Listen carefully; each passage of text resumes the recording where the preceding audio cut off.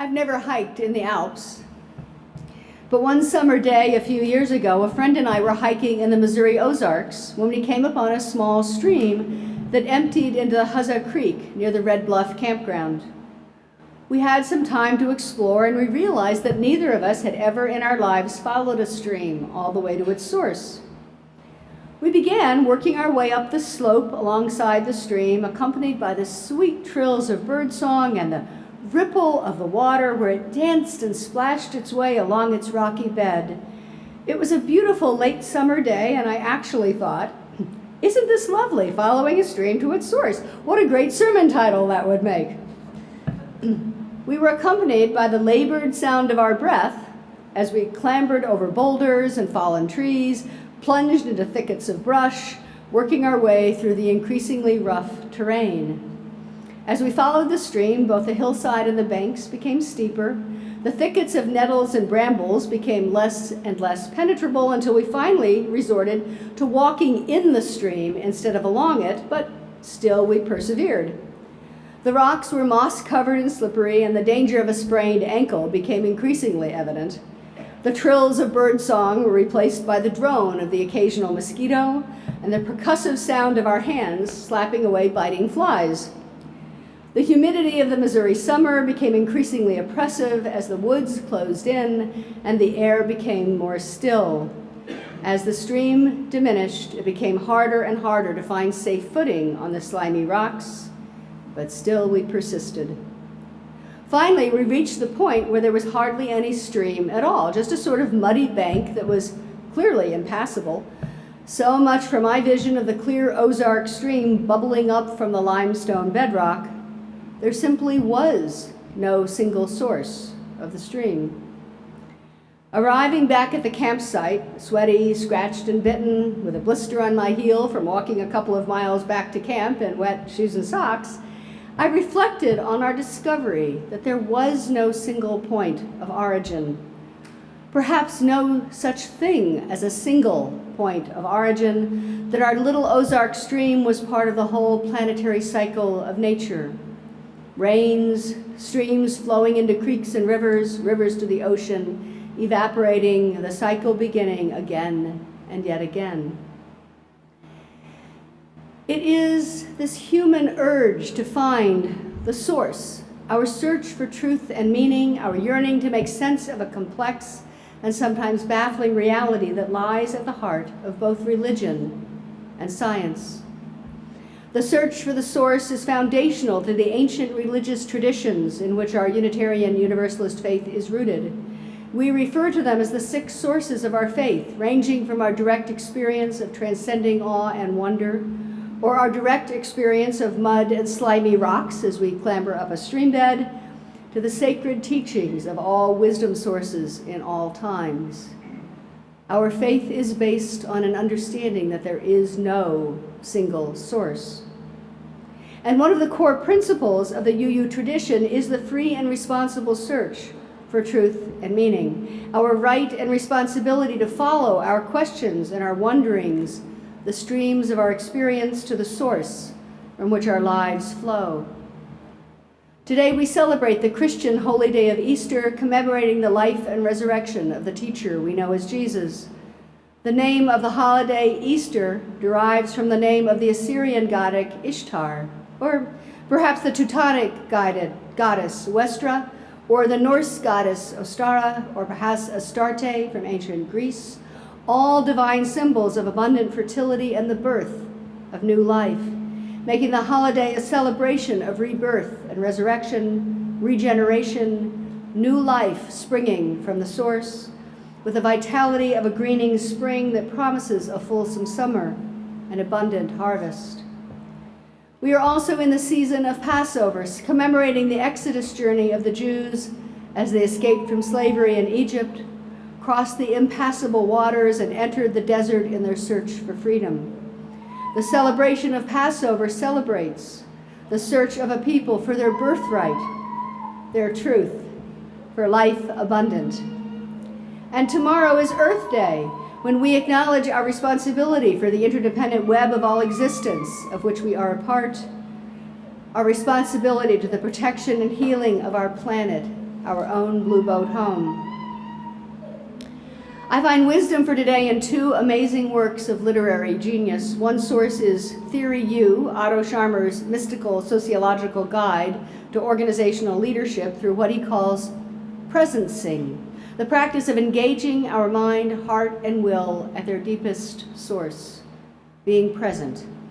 The other source is Rita Brock and Rebecca Parker's book, Saving Paradise, which explores the original Christian teachings that saw paradise not as a reward available only after death, but rather as an earthly reality to be created in real time by human action, by humans acting from our deepest commitments and understandings of the world. It has become increasingly clear to me over the years that our concepts, our understandings of reality are our sources. They are central to everything we do.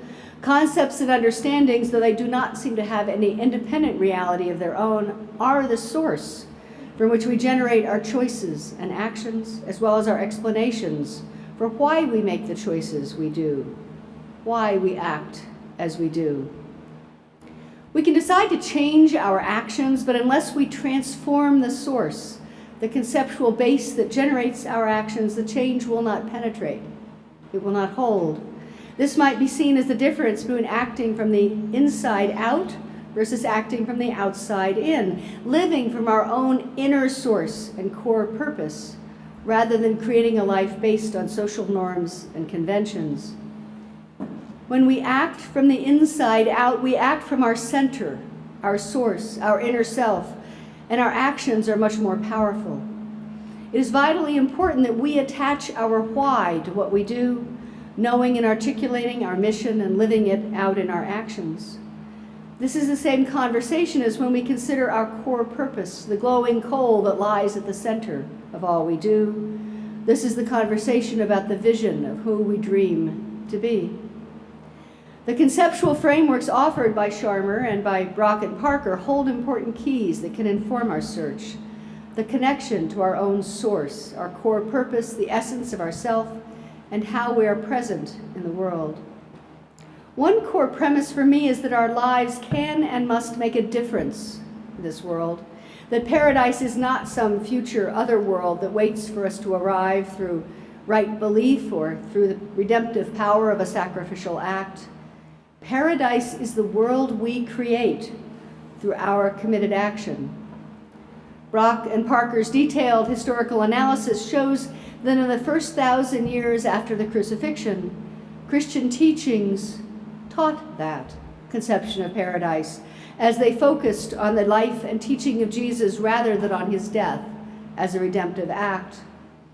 The core of Christian teaching in those early days was on Jesus' revolutionary ideas of creating paradise in the here and now, of loving your neighbor, caring for those in need, resisting empires of dominance and exploitation, creating and entering into a world of harmony and abundance through our actions, our generosity, the quality of our relationships with each other. As Brock and Parker explained in their book, those ancient conceptions of paradise offered experiences and visions of justice, of the goodness of ordinary life, and of a vibrant peace. Paradise was described in terms recognizable as earthly life at its best. In these descriptions, it could be experienced as real, not as a permanent state of being, but as aspects of life itself. Paradise flourished where people took responsibility for the well-being of all and respected and protected the great cycles of life that sustain human life. Eternal life was possible here and now because of the presence of divinity in the world. This power of love and community, this companionship of wisdom, was the infinite source of life, end quote. This is a vision of Christian teachings that is abundant and life-giving, justice-seeking and empowering, one that I think many Unitarian Universalists can embrace as part of our heritage of faith. This radical Christian teaching is one of the sources from which we draw as we follow the streams of our experience in our search for truth and meaning. That vision of an earthly life that is abundant and life-giving, justice-seeking and empowering begs the question, how do we go about creating that paradise in the here and now? Where does that transformative power originate? What is the source? Otto Scharmer, the author of Theory U, offers a concept that he calls presencing, being fully and deeply present to ourselves and to the world. He describes presencing as going through the eye of the needle, or the process of turning inside out and outside in. His description continues, quote, "In ancient Jerusalem there was a gate called the Needle, which was so narrow that when a fully loaded camel approached the gate, the camel driver had to take off all the bundles before the camel could pass through.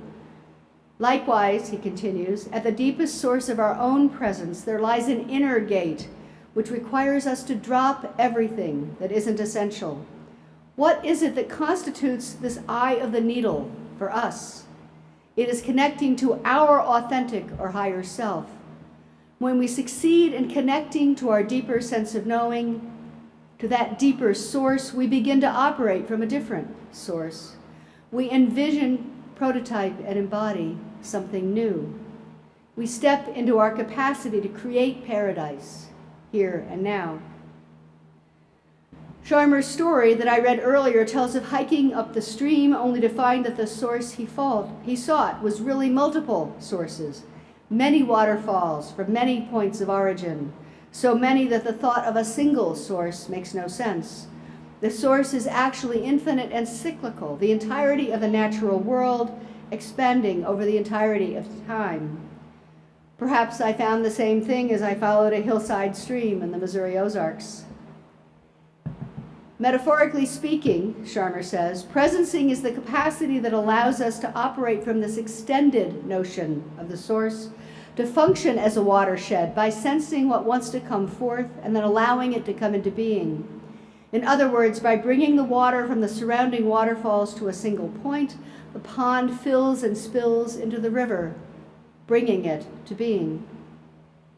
Being fully present, presencing is fully to be, to live from our deepest gifts, to step into the future as it unfolds, to generate the present from the unfolding future, moving from the deepest source within, our truest self.